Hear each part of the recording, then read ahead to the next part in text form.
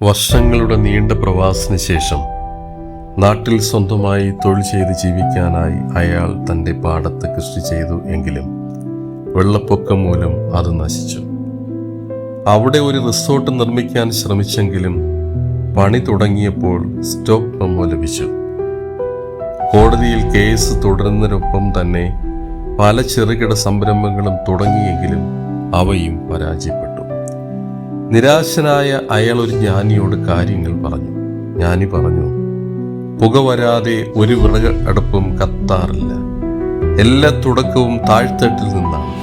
അത് എവിടെ എത്തുമെന്ന് ഉറപ്പില്ലാത്ത തുടക്കത്തിന്റെ അപായ സാധ്യത അംഗീകരിക്കണം. പുതിയ തുടക്കങ്ങൾക്കൊന്നും മുന്നനുഭവങ്ങളോ വലിയ പാഠങ്ങളോ ഉണ്ടാവില്ല. ചില കാര്യങ്ങൾ തുടങ്ങി തന്നെ പഠിക്കണം, അനുഭവിച്ച് തന്നെ അനുരൂപപ്പെടണം.